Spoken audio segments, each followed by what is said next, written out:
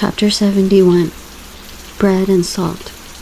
Madame de Morcerf entered an archway of trees with her companion.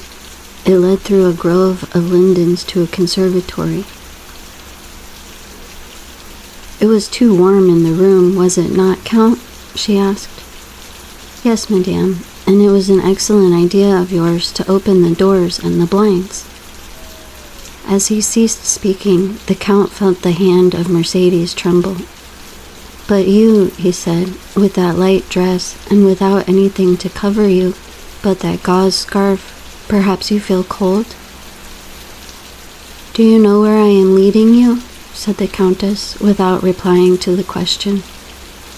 "No, madame," replied Monte Cristo, "but you see I make no resistance. We are going to the greenhouse that you see at the other end of the grove."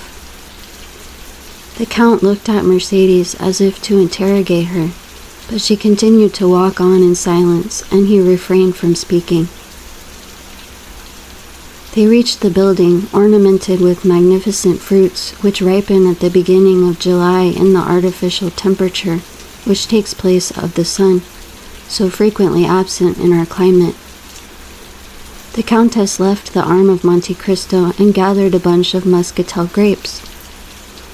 "See, Count," she said with a smile so sad in its expression that one could almost detect the tears on her eyelids.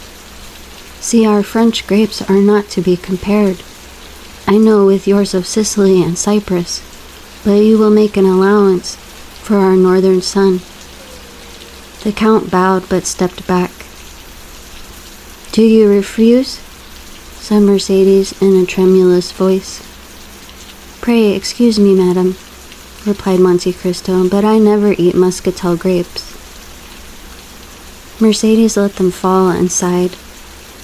A magnificent peach was hanging against an adjoining wall, ripened by the same artificial heat.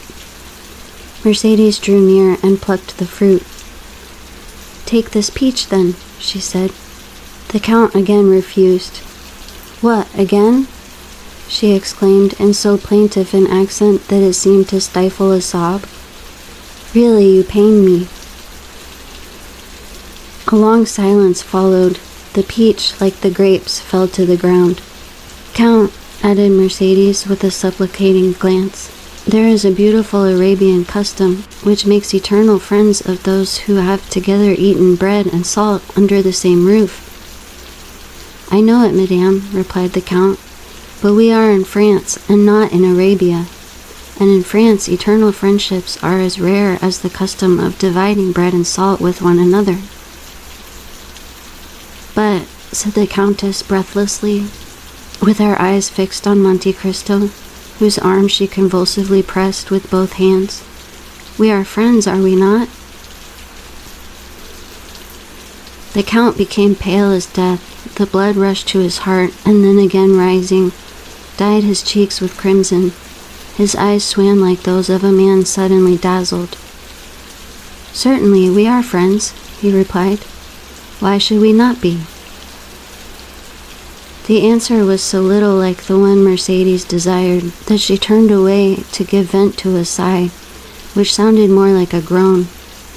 "Thank you," she said, and they walked on again.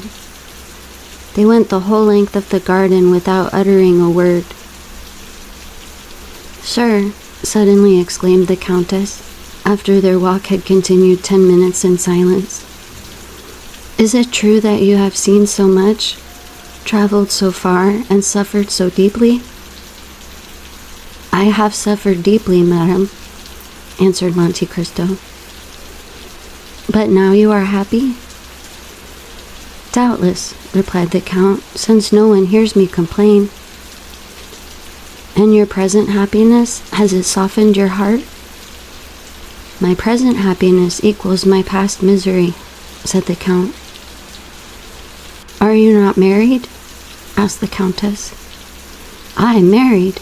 exclaimed Monte Cristo, shuddering. "Who could have told you so?" "No one told me you were, but you have frequently been seen at the opera with a young and lovely woman." "She is the whom I bought at Constantinople, madame, the daughter of a prince." I have adopted her as my daughter, having no one else to love in the world. You live alone then? I do. You have no sister, no son, no father? I have no one. How can you exist thus without anyone to attach you to life? It is not my fault, madame. At Malta, I loved a young girl, was on the point of marrying her, when war came and carried me away.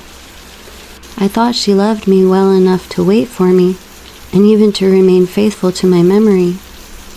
When I returned, she was married. This is the history of most men who have passed 20 years of age. Perhaps my heart was weaker than the hearts of most men, and I suffered more than they would have done in my place. That is all. The Countess stopped for a moment, as if gasping for breath. Yes, she said, and you still preserved this love in your heart? One can only love once. And did you ever see her again? Never. Never. I never returned to the country where she lived. To Malta? Yes, Malta. She is then now at Malta? I think so. And you have forgiven her for all she has made you suffer? Her? Yes. But only her? Do you then still hate those who separated you? I hate them? Not at all. Why should I? The Countess placed herself before Monte Cristo, still holding in her hand a portion of the perfumed grapes. Take some, she said. Madame, I never eat muscatel grapes, replied Monte Cristo, as if the subject had not been mentioned before. The Countess dashed the grapes into the nearest thicket with a gesture of despair. Inflexible man, she murmured. Monte Cristo remained as unmoved as if the reproach had not been addressed to him. Albert at this moment ran in. "Oh, mother," he exclaimed, "such a misfortune has happened." What has happened?" asked the Countess, as though awakening from a sleep to the realities of life. "Did you say a misfortune? Indeed, I should expect misfortunes." "M. de Villefort is here." "Well?" "He comes to fetch his wife and daughter." "Why so?" "Because Madame de Saint-Méran is just arrived in Paris, bringing the news of M. de Saint-Méran's death, which took place on the first stage after he left Marseille. Madame de Villefort, who is in very good spirits, would neither believe nor think of the misfortune. But Mademoiselle Valentine, at the first words, guessed the whole truth. Notwithstanding all the precautions of her father, the blow struck her like a thunderbolt, and she fell senseless." "And how is M. de Saint-Méran related to Mademoiselle de Villefort?" said the Count. "He was her grandfather on the mother's side. He was coming here to hasten her marriage with Franz." "Ah, indeed.